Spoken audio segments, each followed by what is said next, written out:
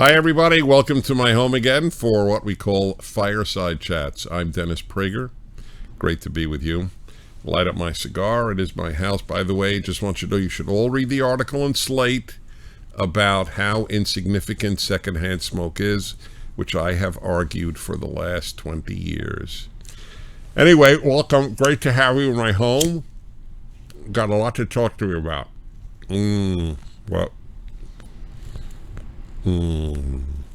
Really good. Right away, it is not Cuban for those of you into cigars. Not for political reasons. I don't like them as much as Nicaraguan or Honduran or Dominican. Anyway, hi. So listen, I just got back from 2 weeks in China, Korea, and Japan. I took about 110 of my radio listeners from around the country. I've been doing this for 25 years, taking cruises with my listeners. By the way, the shake on the camera was caused by our bulldog, Otto. It is a shame you can't see him, although on the other hand, he is so enticing and hilarious, you wouldn't listen to me, you would just be looking at him. So it's probably a good thing he's not on camera. That he has a truly funny face. So for 25 years I've been doing this. I've been traveling for 40, and I've been to 130 countries. By the way, it's the only thing I brag about. I admit it, it's total brag. I'm proud of it. I think that's better than brag, because it takes an effort. Remember, I'm not a travel agent. I have a full-time job, so it's not easy to get to that many countries. But I've been to China, Japan, and Korea in the past. I love visiting there. Something I want to tell you is fascinating, and then I want to talk to you about travel. I was in China only once before, the year after Mao Zedong, the greatest mass murderer in history, died. And China then was like North Korea today, a completely controlled totalitarian state. And now it's still an authoritarian state. It's still a dictatorship of the party, but it's no comparison. Every one of my translators and guides spoke about what nonsense communism was, how the party was corrupt, and they weren't afraid to do so. Now, it's a closed society. The internet is Chinese, and they don't allow dissent in the country. But privately, you could say what you want, and that was not the case under Mao. There's a new world there. It's amazing. There's another thing I want to tell you, and that is this. China was so poor that when I was a child, my mother actually would say to me, finish your food, don't waste food. There are kids starving in China. That was they didn't use India. My mother didn't use Africa. People used China, and she was right to. People were starving, and now there are still a lot of poor people in China. It's 1.3 billion people, but you have to understand, it is now a major power in the world. There are traffic jams in every city in China, traffic jams of pretty good cars. It's unbelievable the amount of wealth that is there now. And you know why? There's only one reason. What do you think it is? I'll give you a moment. Capitalism. If you're against capitalism, you are for poverty. The people who are against capitalism think that they're moral. They're actually immoral. They have no concern for the poor. They think they have concern for the poor. There has only been one method, one economic method of lifting people from poverty in the history of mankind, and that has been capitalism.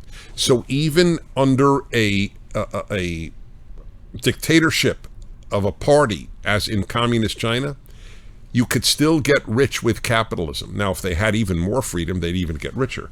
But it's a phenomenon. Wherever it has been tried, that is what has lifted people from poverty. Socialism is an economic dead end. Over time, it must collapse because socialism is a Ponzi scheme. Ponzi scheme is where you take money from people to pay for the previous people, but eventually you run out of people to pay for the previous people. And that is what is happening in Europe. That is the reason they took in so many immigrants from the Middle East and North Africa, was because they didn't have enough people to support the socialist type, democratic socialist type of economics that they had established. So it's quite something to see this in Japan. Now let me tell you a little about Japan and Korea. Japan and Korea were also quite poor. Korea, certainly. And neither had any tradition of democracy. Do you know why they are both free and prosperous countries? I drive a Korean car. I'll drive a Korean luxury car. Who would have ever thought that? Korean luxury car competing with Mercedes, Audi, Lexus. How could that be? Not just capitalism. In the case of Japan and Korea, there's another major factor. U.S. troops are stationed there. You're a very lucky country if America has troops in your country. Ask the Germans, ask the Japanese, ask the Koreans. And you're an unlucky country if American troops leave your country. Ask the Iraqis. This is all the opposite of what you learn in college, the very opposite, that we keep troops for the sake of American imperialism. It's part of the world of lies that pervade our universities. It is a major problem in all of the West. One more thing. It takes an effort to travel. Packing is a pain. Unpacking is a pain. Leaving your house is uncomfortable. Most people are comfortable in their homes. Most people are not as comfortable in a place where they can't even read the alphabet, like Japan, like Korea, like China. But when you do it, it is life-altering. I am a much better person. I am, I think, a wiser person because I have traveled so much. It enables you to see the human condition. And that's a big deal. When I was a kid, I had a dream. I had a lot of dreams, and I have actually been blessed to fulfill virtually every one of them. One of my dreams was this.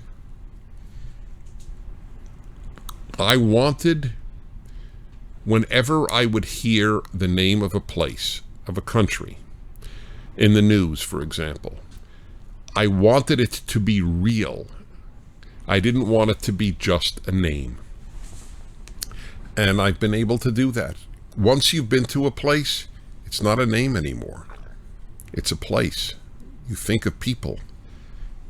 And it's a powerful experience. So I just want to tell you that foreign travel, and indeed domestic travel, I've been to all 50 states. There's a wonderful part of life. Good to be back, though. Always nice to get home. So, time for your questions. The first question is from Gareth, a conservative in New Zealand. Dennis, I agree with a lot of American conservative views, but don't agree with conservative positions on gun control or the death penalty. Please explain your positions and passion regarding those issues.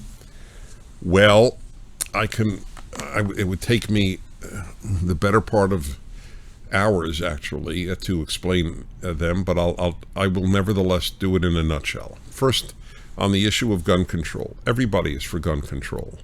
The issue is not whether I'm for gun control, it's whether I'm for gun ownership. That's the unique American belief, that honorable citizens, that decent people should have the right to protect themselves, their families, their neighbors. And that is an utterly long-standing American tradition. So let me ask you a question, Gareth in New Zealand. Imagine a terrorist, domestic or foreign, terrorist, a bad person, wants to shoot children. There are two schools. One school has a sign, and the sign says, gun-free zone. No guns here. The other school has a sign, we have teachers who are armed, beware. Which school would you go to if you wanted to shoot children? Just a thought. I'm a big believer that common sense can solve 98.4% of all human problems. As for capital punishment, this one I am even more passionate about. The thought to me that a person who commits a heinous murder, and by heinous murder, all murders are heinous, but we generally reserve the death penalty for particularly heinous ones, where there's torture, where there's rape, where there's terror. I don't mean as in terrorism, where a person is terrorized. The thought that somebody who shot up a church, like this guy in America, Dylan Roof, I think his name is, shot up people in a church. Why should he be allowed to live? I don't know. I've never understood the argument. I understand all the arguments. There might be an innocent person, and that's really the only one that I understand. But why is it right that if I take your life, I'm allowed to keep my own? If I take your bicycle, is it right that I'm allowed to keep my bicycle while you don't have a bicycle? Isn't that? It's so elementary. I don't. And what I've just said is is simple but not simplistic. Why is it right that I can keep my life after I took yours wantonly? I have many other arguments, and they're written in my book of essays, Think a Second Time. I have an essay there on capital punishment. Johnny, Dennis, what are your thoughts on the Republicans' health care plan? Is it sufficiently free market enough for you? How does it compare to the Affordable Care Act? My thoughts, I tweeted it out today. By the way, guys, if people want to get my tweets, what do they just go at Dennis Prager? Exactly. God, is that easy? Anyway, I tweeted out today just a very simple thought on this. The best is the enemy of the better. If you want something that is perfect, you will never get anything that is better. So it's not perfect. It can't be. So much damage has been done to the healthcare system by the Affordable Care Act, aka Obamacare, that it will take a long time to undo this damage. And you can't do it overnight. And you have to have political compromise. You just, it doesn't work to have the ideal. The ideal can't be imposed immediately. I wish it could. Okay, Elliot, Dennis, how do you recommend I deal with people suffering from Trump derangement syndrome? People who believe that he's a danger to everyone except white Republican males. Here's a thought. Okay, here's a thought. But first, a puff. Oh God, is that yummy? Here's a thought. Somebody who says that they're a danger to anybody except, what was that, Republican white males? Yeah. Okay. Well, I should have my wife, who's a Republican white female, answer the question. But nevertheless, I would say to them this. The man has 4 years as president. At what point will you acknowledge that he has not been dangerous for everyone except Republican white males?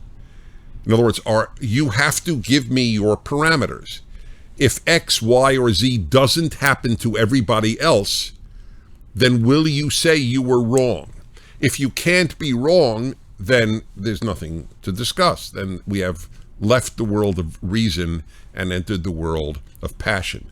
I obviously can't deal with that with reason. So what damage to other people do you predict? And if it does not happen, in what period of time will you acknowledge that you were panicked for no good reason?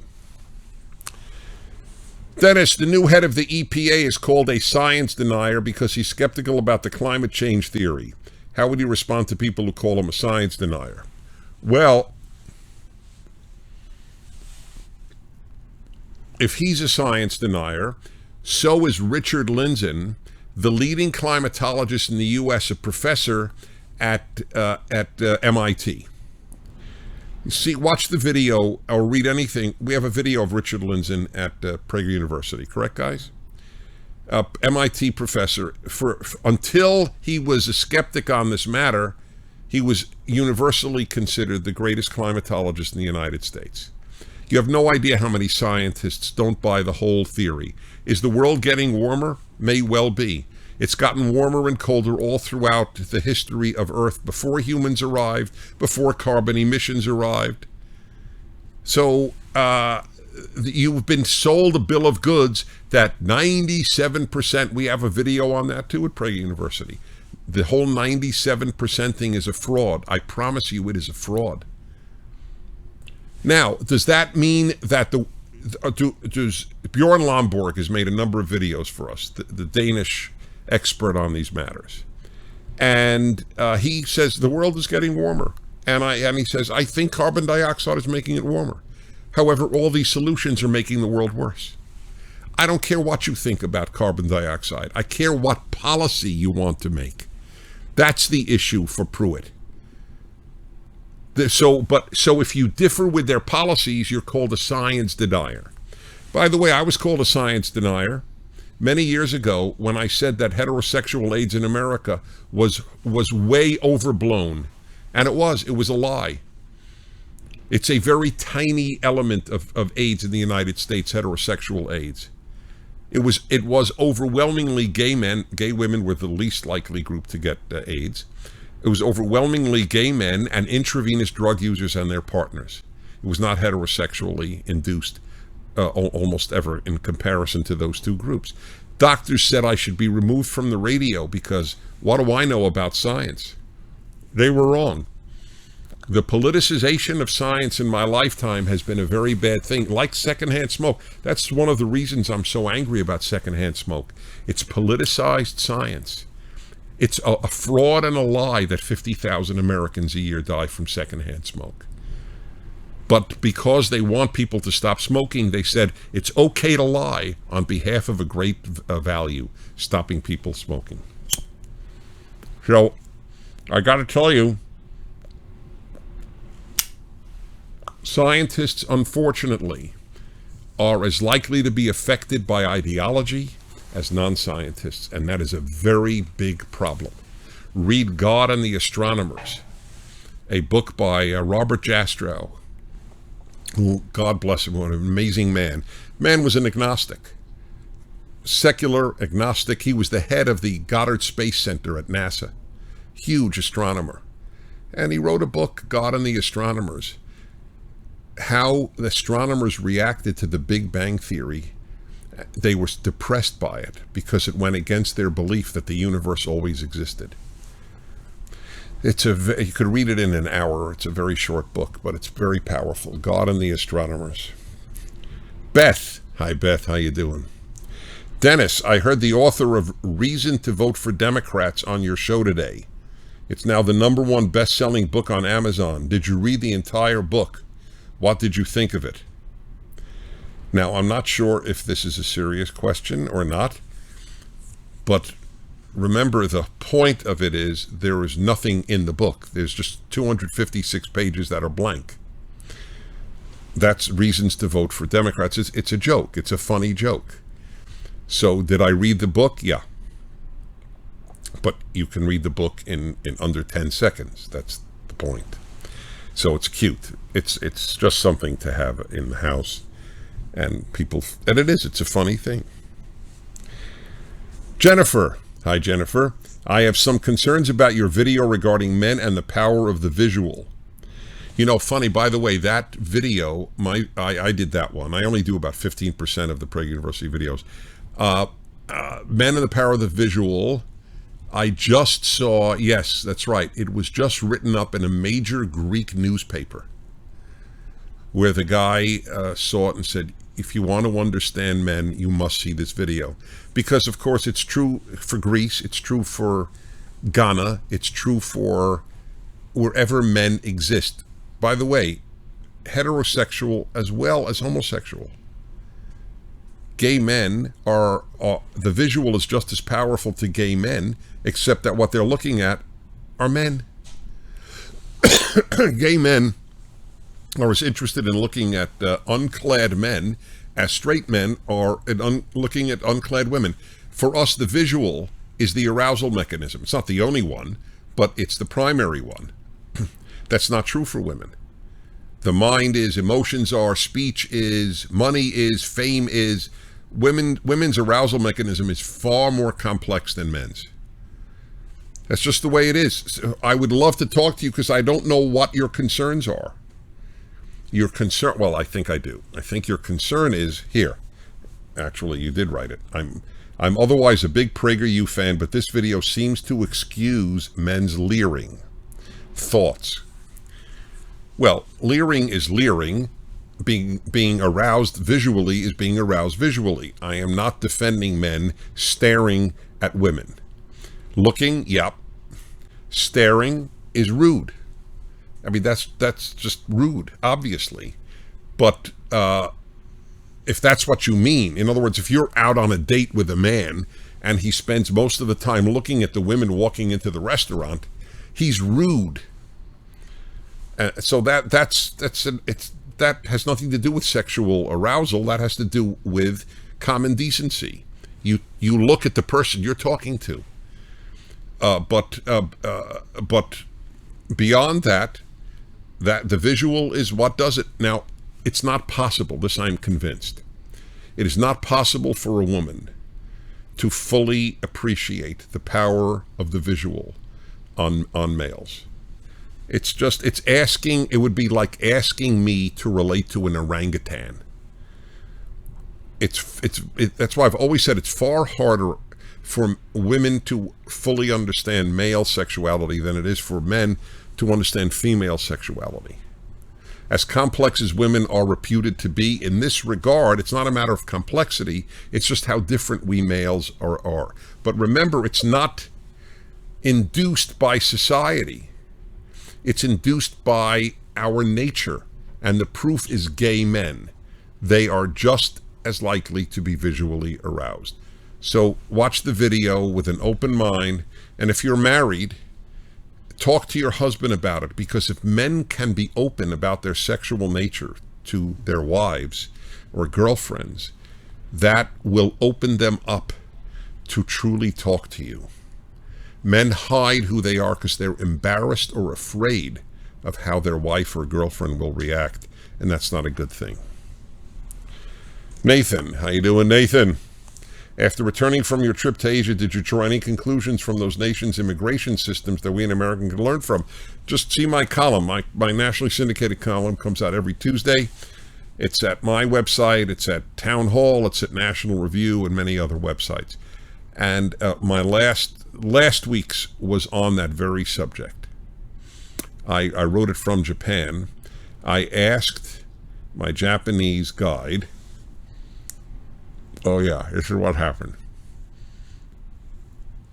A Japanese guide, I don't know, was she about 35 years old? And I said to her, how come there's so little crime in Japan? And without missing a beat, she just looked at me and said, because we don't allow anybody in. So read my, I'm not saying we shouldn't allow anybody in, of course not.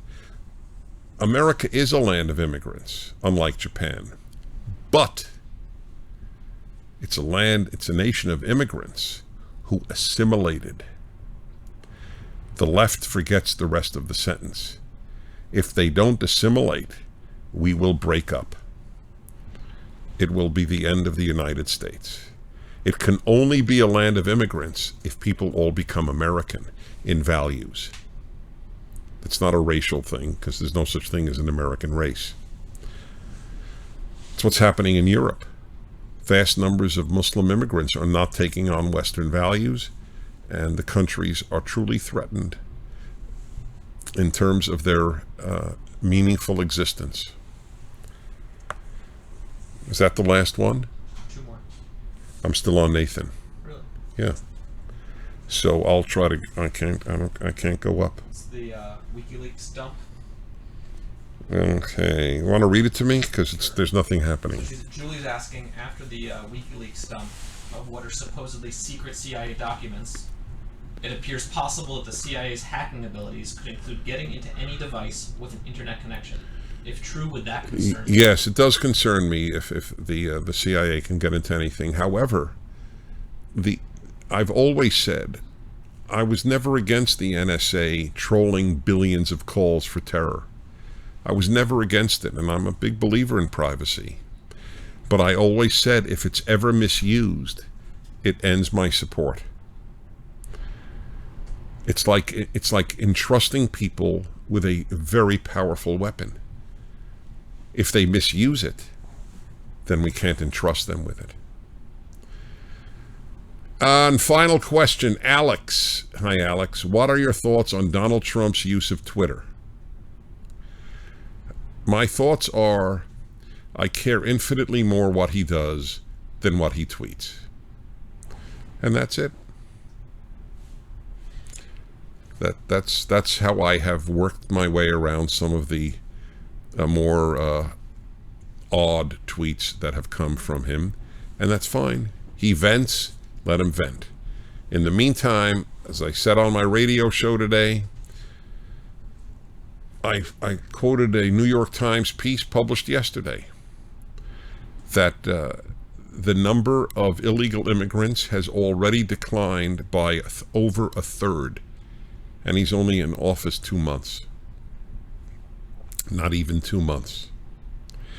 And another article from Powerline about how the jobs report has surprised economists because so many companies are hiring people, optimistic that the Trump administration will reduce regulations on businesses. So they're hiring more and more people. That's what matters, not the tweets. So I'm delighted that you tuned in. Is that the word? Or that you're viewing, that you're with me. So don't forget to see as many PragerU videos as possible, because I truly believe that if you watched every PragerU video, we're now about at 150. If you watched every one of them and truly learned them, I mean, because watching them once is not enough, but if you did, I truly believe that you would leave those 150 afterwards, you would leave much, much more intelligent, much wiser, much more understanding about the world and human nature and all these related subjects than 4 years at Harvard. I truly do believe that. Now, if you want to study medicine, PragerU will not help you. If you want to study law, if you want to study physics, I understand that, with their specific body of data. But if you want to understand life and the world, I think you should watch the videos. Thanks for being with me. Until next week, I'm Dennis Prager. Take care.